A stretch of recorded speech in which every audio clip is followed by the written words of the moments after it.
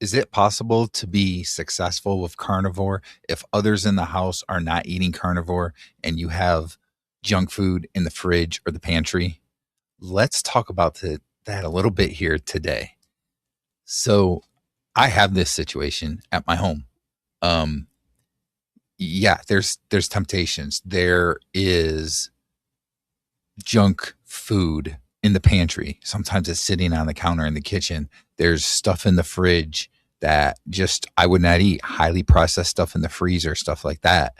And these are foods that I don't eat with the carnivore diet, right? And I'm going to tell you, in my experiences, it makes staying clean all the time on carnivore that much more difficult. Yes, it is harder. Doesn't mean that you can't be successful, though. I think I have been pretty successful. 3.5 years on the carnivore diet. I've lost over 85 pounds.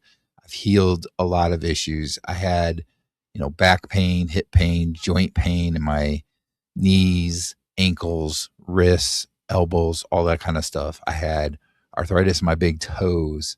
I had AFib. I was having 2 to 3 episodes a week. I haven't had an episode now in 3.5 years with the carnivore diet. So many different things that I have fixed with the carnivore diet. I'm not always the cleanest. Most of the time I am, though. I probably would be cleaner if I didn't have all these temptations that I do have. But overall, yes, I think I've been successful. Again, though, it goes back to what I was saying. It's a lot harder. And if you're like me and you're somebody that has a little bit of problems with addiction to carbohydrates, to, you know, sugary foods, sweet foods, and stuff like that, then it can definitely be difficult. Um, in a perfect world, you're going to be able to get rid of everything that you have in your pantry, in your fridge, and so forth that is processed and that you wouldn't normally eat, right? It's just part of the carnivore diet. You're going to get rid of that stuff and you're going to have a lot less opportunity for temptations and to cheat from the meal that or the type of food that you want to eat. But a lot of us don't have that perfect world. Like in my case, I have a wife and a son that live in the house with me that do not do carnivore. My wife is kind of getting more into not eating quite as bad foods as she used to, but there's still stuff that will be sitting there.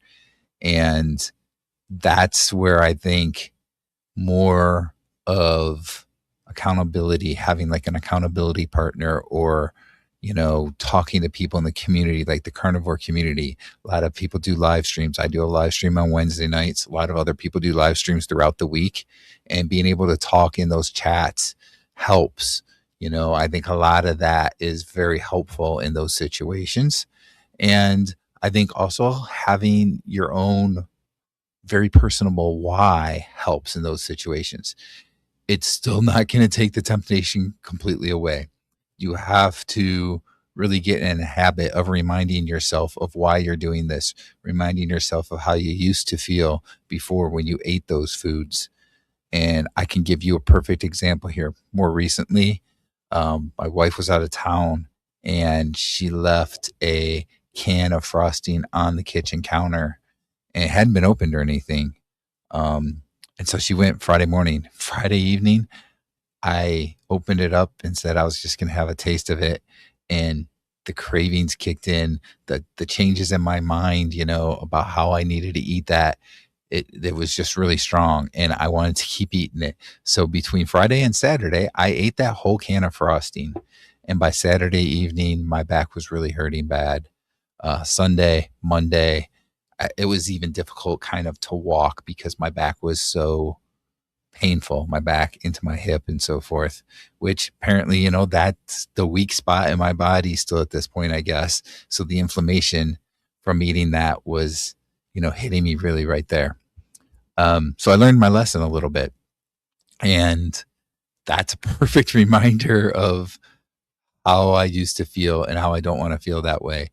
I, it's now I'm recording this on a Thursday evening for a Friday morning, and I'm feeling really good today. There's maybe just a slight little bit of pain in the back still left. I think by tomorrow, I'm probably not going to have any pain at all anymore. But, it was good, what, 4 or 5 days or so here of pain from that. And, again, that's something that if I didn't have that food, I didn't have that can of frosting there, if my pantry was clean and my fridge was clean of all those foods, I wouldn't have been tempted by that. So it definitely makes things harder. And I think that we all have to do what we've got to work with, right? In my situation, there's people that are going to have that. And, hopefully I've learned my lesson from that and I'm not going to do that again. It's a bit of extreme, I will definitely say, eating an entire can of frosting.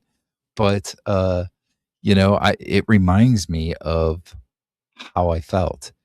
And that goes back to that why again. Why am I doing what I'm doing? Because I don't want to feel like I used to. I don't want to feel like I'm getting close to my deathbed, right? Like I want to, in my case, I want to watch my kids grow up and have kids of their own. I want to grow old with my wife and be able to do things. And it's important that we always remind ourselves of those things, that why. And I kind of lost sight, you know. I should have been reminding myself all of the time, every day about that. And if I would have reminded myself of that on Friday, maybe even though that temptation was there, maybe I wouldn't have eaten that frosting at all. Maybe I would have stayed away from it. Heck, since it was sitting out, maybe I would have just thrown it in the garbage. My wife probably wouldn't have even known when she came home because, it was thrown out. I don't know.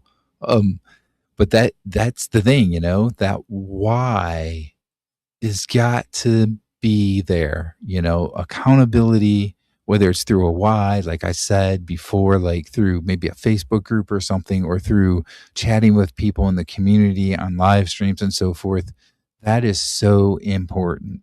And I just cannot um, emphasize enough how important it is to remind yourself every day, because I got away from doing it, and that's a perfect example of what can happen when you don't remind yourself of what your why is, and you want to make sure that why is very passionate, something you're very passionate for, I should say, for you personally, right? And that is going to help you. So I'm sure there's lots of people out there that are in a similar situation as me that if they are given those temptations, they may break into them, give into them because of, you know, cravings that they're addicted to, right? With carbs. And hopefully that helps you remember that. Try and stay to your why and remind yourself all the time why you feel so much better and why you want to keep doing this. And I hope that helps to keep you all stronger.